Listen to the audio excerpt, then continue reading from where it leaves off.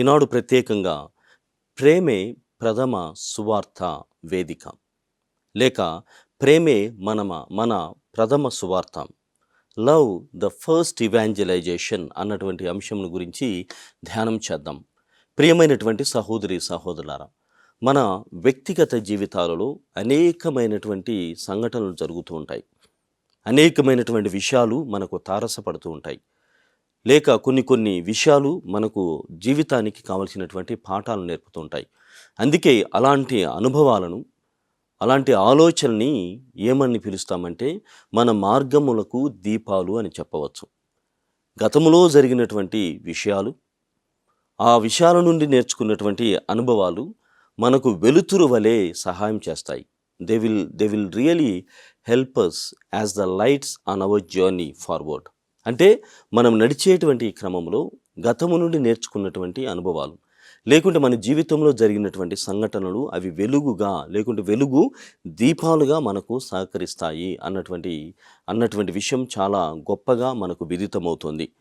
Francis Xavier, Vietnam bishop గారైనటువంటి ఆయన జీవితము, మరి ఆయన జీవితంలో కలిగినటువంటి విషయాలు ఏ విధంగా పునీత 2వ జాన్ పాల్ పాపు గారికి ఆధ్యాత్మికమైనటువంటి అభ్యాసాలుగా మలుచుకొని ఉన్నాడో మనం తెలుసుకుందాం. ఆయన జీవితంలో ఒకానొక రోజున ఆయన చుట్టూ 5 మంది సైనికులు కారాగారంలో ఉండేటువంటి వారు. ఆయన ఖైదీగా బంధింపబడినప్పుడు ఒకే ఒక రోజున 5 మందిని ఆయన దగ్గర ఉంచారు. ఈ ఖైదీ తప్పించుకోకూడదు అన్నటువంటి భావముతో. కానీ ఆ ఖైదీ అధికారులు, జైలర్స్ గమనించారు. ఈ బిషప్ గారు, ఈ ఫ్రాన్సిస్ జేవియర్ అన్నటువంటి వియత్నాం బిషప్ గారు ఈ 5 మందిని ఏ క్షణమైనా తన బోధతో మార్చవచ్చు, లేకుంటే వారిని ఏ విధంగానైనా మనసులు మారేటట్లుగా చేయవచ్చు అన్నటువంటి భావనతో 5 మందిని కాకుండా కేవలము ఇద్దరిద్దరినే అక్కడ గార్డ్స్గా పెట్టేటువంటి వారు. వారానికి 2 పెట్టారు.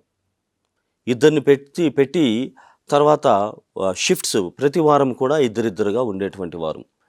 అలా కొన్ని రోజులు గడిచిన తర్వాత మళ్ళీ ఈ జైలర్స్ కంటే ఖైదీ అధికారులకి ఆలోచన వచ్చింది. ఇదిగో ఇతను ఇద్దరిద్దరిని మనం పంపుతున్నాం, ఆ ఇద్దరిని సైతము మార్చుతాడేమో, వారికి పరివర్తన కలిగేటట్లుగా చేస్తాడేమో అన్నటువంటి భావన. అంటే ఇదిగో ఈ వారం 2 వచ్చారు, వచ్చే వారం మరో 2 వస్తారు. ఈ వారమంతా వీళ్ళని మార్చేసి వచ్చే వారం రాబోయేటువంటి వాళ్ళను సైతము మార్చవచ్చు అన్నటువంటి భావముతో వాళ్ళు మరొక నిర్ణయం చేశారు. అదేమిటంటే కేవలము ఈయన ఉన్నన్నాళ్ళు ఈ 5 మందే వారికి ఇన్ఛార్జ్ గార్డ్స్గా, సైనికులుగా వాళ్ళు ఉంటారు. ఇంకా వేరే షిఫ్ట్స్ అనేటువంటివి ఉండవు. అంటే ఈ వారం 2, వచ్చే వారం 2, మళ్ళీ ఇట్లా మారుతూ ఉంటారు. జీవితం అంతా కూడా ఈ 5 మందితోనే ఆయన ఉండాలి. ఒకవేళ మార్చితే ఈ 5 మందిని మార్చుతాడు తప్ప మిగిలిన వారిని మార్చలేరు అన్నటువంటి భావనతో అక్కడ విషయంని వాళ్ళు గ్రహించారు. అనుకున్నటువంటి విధంగానే ఫ్రాన్సిస్ జేవియర్ అన్నటువంటి బిషప్ గారు అందరినీ మార్చేశాడు. ఖైదీగా ఉండి వాళ్ళు ఈయన చెబుతున్నటువంటి మాటలకి వాళ్ళు పడిపోయి ఆకర్షితులయ్యి నిజంగానే క్రీస్తు ప్రభువుని నమ్ముకోవడం, అంతకంటే మించి మంచితనముతో, దాతృత్వమైనటువంటి హృదయంతో, ప్రేమతత్వముతో జీవించాలని వాళ్ళు నిర్ణయం చేసుకున్నారు. ప్రియమైనటువంటి సహోదరి సహోదరులారా, ఎందుకంటే ఆయన చెబుతున్నాడు, అలా ఉన్నటువంటి ఆ క్షణాలలో ఎవరు కూడా ఆయనతో మాట్లాడేటువంటి వారు కాదు. ఎవరు కూడా ఆయనతో పరిచయం పెంచుకోవడానికి సాహసించేటువంటి వారు కాదు. కానీ చివరికి వచ్చేసరికి ఈ 5 మంది కూడా స్నేహితులుగా మారుతూ ఉన్నారు. మారి వాళ్ళు కొన్ని మాటలను ఈయన గురించి చెబుతున్నారు. ఏమిటంటే, యు ఆర్ రియలీ రిచ్, నువ్వు చాలా ధనవంతుడివి అని బిషప్ గారిని అన్నారు.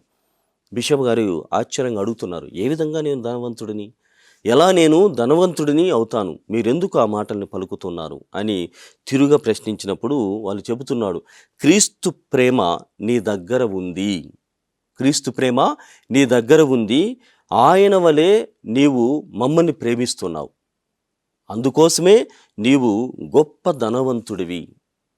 ధనవంతుడి దగ్గరికి ఈ లౌకికమైనటువంటి మెటీరియల్స్ కోసము అందరూ కూడా ఆయన దగ్గర చేరుతూ ఉంటారు.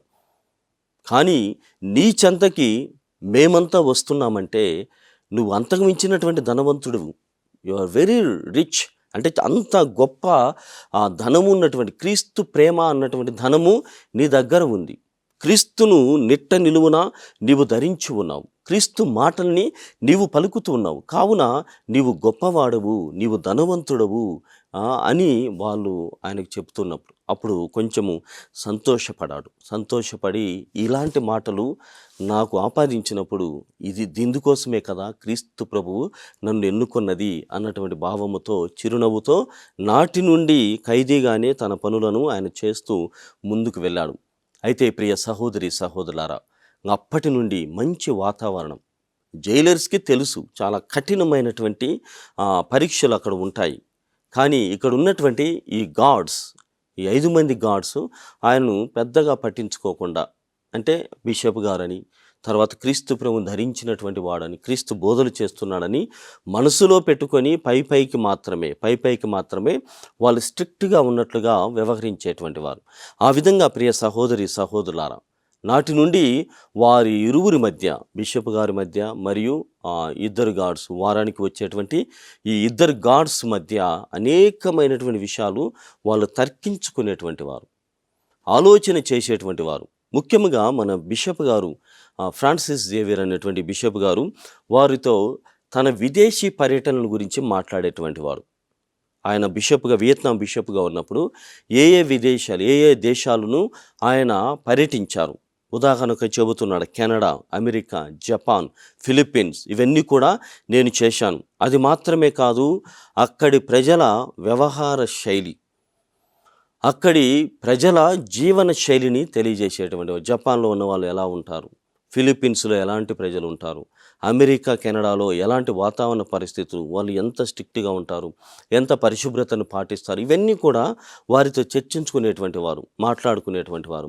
మధ్యలో అప్పుడప్పుడు అవసరానికి కొద్దీ క్రీస్తు మాటలను కూడా బోధించేటువంటి వారు. అవి మాత్రమే కాదు, ఆయన విదేశీ పర్యటనలు, వారి జీవన శైలి, అంతకు మించి ఇంకా కొన్ని విషయాలు వారితో మాట్లాడేటువంటి వారు. ఏమిటంటే ఫ్రీడమ్, స్వేచ్ఛ, లిబర్టీ అనేటువంటి దాని గురించి, ప్రపంచ ఎకనామిక్స్, ఆర్థిక వ్యవస్థను గురించి, మరియు రాబోతున్నటువంటి ఈ టెక్నాలజికల్ మూమెంట్, ఈ సాంకేతిక పరమైనటువంటి విషయాలను గురించి, అభివృద్ధిని గురించి కూడా వాళ్ళు మాట్లాడేటువంటి వారు. ఆ విధంగా వారికి ఆసక్తి పెరిగి వారి ఇరువురి మధ్య ఈ ద్వయము లేకుంటే స్నేహతత్వము ఏర్పాటు కావించబడినది.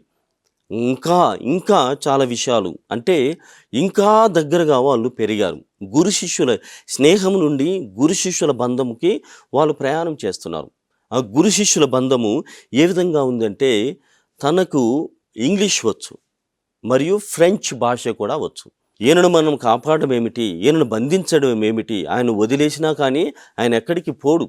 అలాంటప్పుడు మనం ఇంత కఠినంగా ఎందుకు ఉండాలి, మనుషులుగా మనము జీవించాలని నేర్పును గ్రహించినటువంటి వీరు జీవితానికి కావలసినటువంటి విషయాలు తెలుసుకుందాం అని ఆయన పర్యటనలు, ఆయన జీవనశైలి, ఆ ఎకనామిక్స్, ఫ్రీడము, టెక్నాలజీ, తర్వాత అనేకమైనటువంటి విదేశీ భాషలు, ఫ్రెంచ్, ఇంగ్లీష్, ఇవన్నీ కూడా నేర్చుకోవడానికి. ఆ విధంగా ప్రియ సహోదరి సహోదరులారా, ఖైదీకి మరియు బందీకి ఉన్నటువంటి ఈ సంబంధము, కారాగారమునకు ఖైదీల మధ్య ఉన్నటువంటి సంబంధము నుండి స్నేహమునకు వారు ప్రయాణం చేశారు. స్నేహముని నుంచి వారు గురు శిష్యుల బంధానికి కూడా ఆ తారాస్థాయి బంధానికి చేరారు. ప్రియమైనటువంటి సహోదరి సహోదరులారా, ఆ విధంగా ఆయన తన వ్యక్తిత్వ జీవితాన్ని ఆయన మన ముందు పెట్టినప్పుడు ప్రేమే ప్రథమ సువార్త అని చెబుతున్నాడు. Love the first evangelisation. ప్రేమే అన్నిటికీ మూలం. సువార్త మూలము ప్రేమ. ప్రేమతో నీవు వ్యవహరించినప్పుడు, చిరునవ్వుతో నీవు పలకరించినప్పుడు అన్నీ కూడా నీకు సాధ్యపడుతున్నాయి. పౌలు గారు కూడా ఇదే విషయాన్ని చెబుతున్నారు. దానినే ఈయన కూడా ముఖ్యంగా 2వ జాన్ పాల్ పాపు గారు ఆధ్యాత్మిక అభ్యాసాలలో ఈయన నుండి తెలుసుకున్నటువంటి వాటి గ్రహించి, ప్రేమ ద్వారా సమస్తము సాధ్యమే. Love conquers everything. సమస్తాన్ని ప్రేమ సాధిస్తుంది, జయిస్తుంది అన్నటువంటి విషయాన్ని చెబుతున్నాడు. లాటిన్ భాషలో ఓమ్నియా విన్సిట్ అమోర్ అని చెప్తారు. Love conquers everything. ప్రేమ సమస్తమును సాధించును, జయించును అన్నటువంటి అర్థము. ప్రియమైనటువంటి సహోదరి సహోదరులారా, ఈ నేపథ్యంలో ఆయన జీవితంలో మరి 2 సంఘటనలు జరిగాయి. నేను చెప్పినటువంటి విధముగా వారు బందీఖానా నుండి స్నేహత్వము అన్నటువంటి బందీలోకి ప్రయాణం చేశారు.